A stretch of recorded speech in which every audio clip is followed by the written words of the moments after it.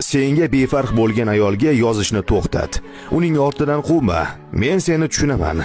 Sen bilmoqchisan, u ham seni o'ylaydimi, yo'qmi? Lekin haqiqat shuki, u shunchaki emas, ataylab seni e'tiborsiz qoldiradi. Unga yana yozganingda nimani isbotlamoqchisan?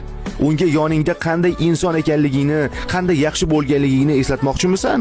Yo'q, shart emas. Odam o'zi biladigan narsa haqida eslatma kutmaydi. Agar ayolning o'zi yozmasa, demakki u xohlamaydi. Erkak esa o'zini shunchaki oson unutgan inson bilan bo'lishi shart emas. Hozir sen bilan bo'lishni chin dildan istagan ayol buni yashirmaydi. U o'zi senga qanchalik muhimligingni his qildiradi. U seni sevgi va e'tibor bilan siylashini kutma. Shularni avvalo o'zingga ber, o'zingni rivojlantir, o'zingga e'tibor qarat. Shunda tushunasan, sen doim ham o'z hayotingning bosh qahramoni bo'lgansan.